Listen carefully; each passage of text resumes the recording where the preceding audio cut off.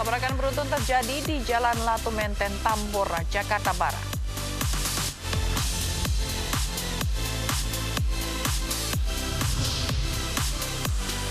Aksi protes dan boikot Prancis kembali bergulir di berbagai daerah.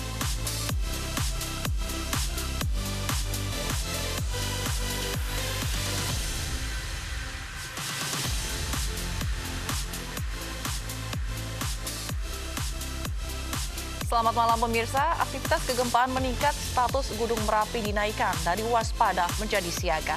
Informasi selengkapnya akan kami hadirkan dalam iNews Malam bersama saya, Fazilah Khairunisa.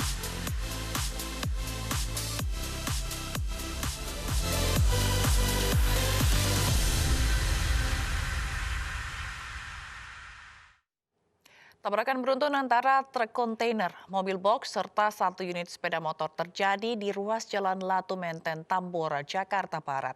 Kondisi mobil box ringsek, sementara sepeda motor rusak terlindas truk.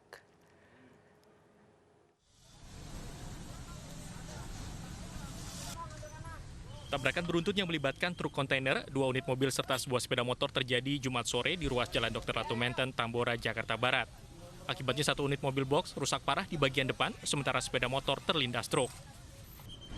Menurut saksi mata, tabrakan bermula saat truk kontainer melaju dari arah Grogol menuju Pluit, namun saat mendekati perempatan lampu merah jembatan 2, rem truk tak berfungsi hingga menabrak 2 kendaraan di depannya. Sedangkan pengendara motor yang mencoba menghindari tabrakan justru terjatuh hingga motornya terlindas roda truk kontainer. Asal itu dari mobil kontainer menyeruduk mobil box. Lanjut di sisi sebelah kiri ada kendaraan roda 2 yang dimana roda 2 itu mau mendahului mobil tersebut. Akhirnya motor tersebut sampai terlindas. Dalam kecelakaan ini seorang penumpang mobil box luka parah dan segera dibawa ke rumah sakit, sedangkan sopir mobil box dan pengemudi motor selamat. Kasus tabrakan ini telah ditangani polisi unit lantas wilayah Tambora, Jakarta Barat. Dari Jakarta, Miftahul Gani, iNews melaporkan.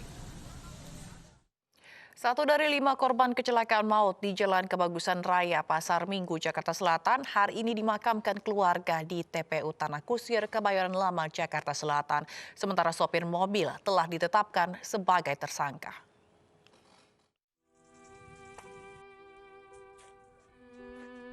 Sambradi, korban tewas kecelakaan maut mobil dengan 4 motor di Jalan Kebagusan Raya Pasar Minggu, Jakarta Selatan, dimakamkan pihak keluarga di TPU Tanah Kusir, Kebayoran Lama, Jakarta Selatan, Jumat siang.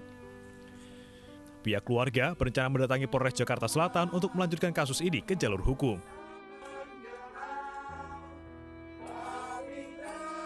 Usai olah tempat kejadian perkara dan pemeriksaan sejumlah saksi, sopir mobil ditetapkan sebagai tersangka dan ditahan.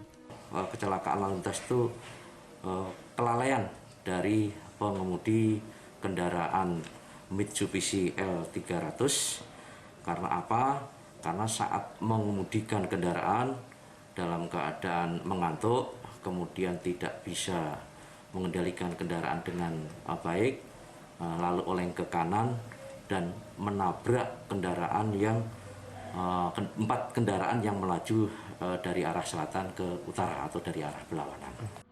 Sebelumnya, kecelakaan maut antara mobil pickup dengan 4 motor terjadi di Jalan Kebagusan Raya Pasar Minggu, Jakarta Selatan, Kamis kemarin. 4 orang pengendara motor menjadi korban dalam peristiwa ini. 1 di antaranya meninggal dunia akibat luka berat di bagian kepala setelah sempat dirawat di rumah sakit. Dari Jakarta, Sofyan Firdaus, iNews melaporkan. Sebuah gudang penyimpanan getah pinus di Jalan Irian Barat, Deli Serdang, Sumatera Utara terbakar. Api diduga berasal dari bawah gorong-gorong tangki penyimpanan.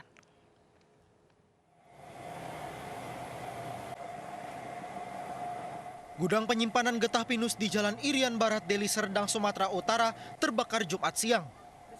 Api dengan cepat membakar sebuah tangki yang berisi getah pinus di dalam gudang ini. Akibat kebakaran, seluruh karyawan dievakuasi menjauh dari gudang. Menurut kepala desa setempat, kebakaran terjadi saat sejumlah karyawan pabrik tengah melakukan bongkar muat. Untuk saat ini belum ada, karena tadi informasi dari karyawan, mereka pada saat bongkar muat, api muncul dari bawah, dari gorong-gorong. Api bermula dari keluarga. Jadi belum tahu Pak ya penyebab apinya ya? Belum tahu. Pembuatan apa Pak? Getah pinus, pengolahan getah pinus.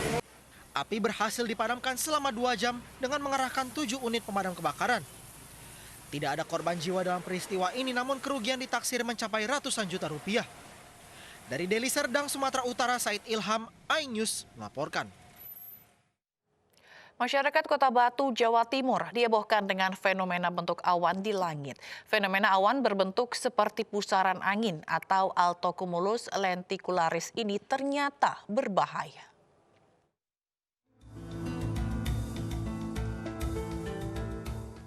Inilah fenomena awan yang menghebohkan warga Kota Batu dan Malang Raya.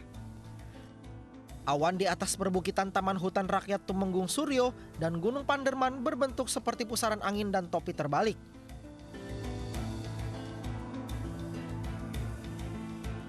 Fenomena awan ini merupakan altocumulus lenticularis yang juga dikenal sebagai awan lentikuler. Awan berbentuk seperti lensa ini umumnya terbentuk di daerah perbukitan dan dataran tinggi. Awan ini menyimpan potensi bahaya bagi penerbangan.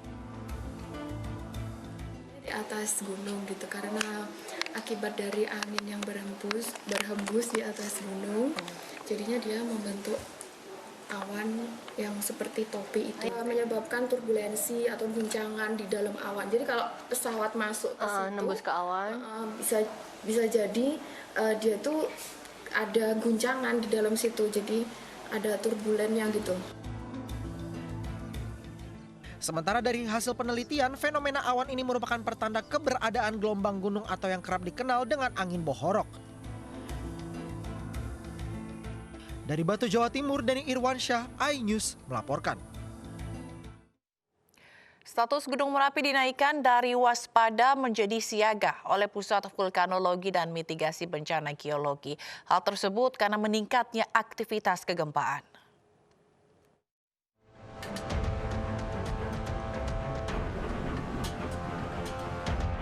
Pusat Vulkanologi dan Mitigasi Bencana Geologi menaikkan status Gunung Merapi dari waspada menjadi siaga karena meningkatnya aktivitas gempa yang diakibatkan oleh pembentukan kubah Gunung Merapi. Sebelumnya dalam 1 bulan hanya terjadi 100 aktivitas gempa berfrekuensi rendah, namun saat ini 1 hari aktivitas kegempaan Gunung Merapi bisa mencapai 300 kali. Akibatnya 4 daerah seperti Kabupaten Sleman, Boyolali, Magelang, dan Klaten harus menjauhi Gunung Merapi dengan radius 5 km dari bibir kawah. Terjadi peningkatan tekanan di dalam tubuh gunung yang awalnya hanya beberapa sentimeter per hari, sekarang sudah mencapai per 4 November kemarin sudah mencapai 11 cm per hari. Artinya gunungnya itu tekanan di dalamnya semakin meningkat. Meningkatnya status Gunung Merapi dari waspada menjadi siaga membuat petugas gabungan polisi dan TNI Polsek Selo Boyolali, Jawa Tengah mengadakan patroli dan sosialisasi di kawasan rawan bencana, salah satunya di sejumlah dusun desa Tlogolele yang letaknya 3,5 km dari puncak Merapi. Patroli bertujuan untuk mengingatkan para warga agar meningkatkan kewaspadaan seiring dengan meningkatnya status Gunung Merapi. Selain patroli dan sosialisasi, petugas gabungan TNI Polri juga mengecek jalur evakuasi dan menambah tanda petunjuk jalur evakuasi. Sama Pak dan Ramil tadi sudah mengecek jalur evakuasi. Kita kembali lagi ke masyarakat. Masyarakat bagaimana nanti kalau seandainya terjadi erupsi, masyarakat sudah paham. Jalur yang dilalui terutama arah sudah terpasang, sehingga untuk jalur evakuasi bisa diketahui dan dilalui oleh masyarakat.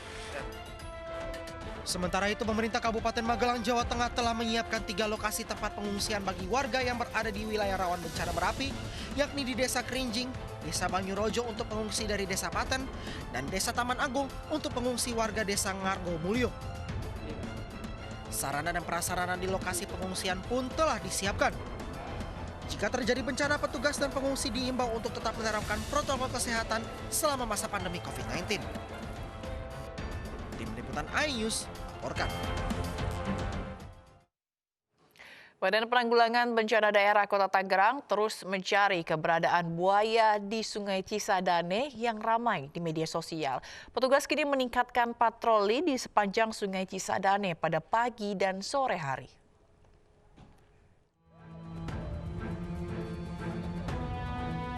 BPBD menelusuri Sungai Cisadane dengan menggunakan 3 perahu karet. Namun hingga Jumat siang, keberadaan buaya yang ramai di media sosial tidak ditemukan. Warga yang tinggal di bantaran Sungai Cisadane merasa resah karena takut puluhan buaya masuk ke wilayah permukiman warga. Was-was, jadi kan yang kerumunan di taman-taman kan takutnya disamper doang. Tuh, kan dia kan seolah-olah yang naik, nyari dataran yang rendah, naik. Sebelumnya beredar video amatir warga mengusir buaya rawa.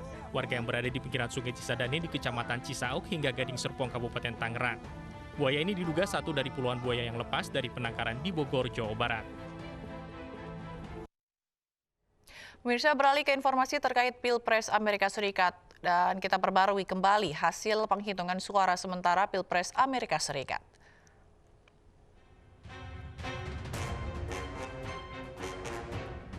Berdasarkan data dari Associated Press, hingga pukul 20 waktu Indonesia Barat atau pukul 8 pagi waktu Amerika Serikat, Joe Biden memperoleh 264 suara dan Donald Trump 214 suara. 5 negara bagian masih dalam proses penghitungan suara di Nevada dan Georgia. Sementara ini Joe Biden masih memimpin. Sedangkan Donald Trump sementara ini memimpin di Pennsylvania, North Carolina, dan Alaska.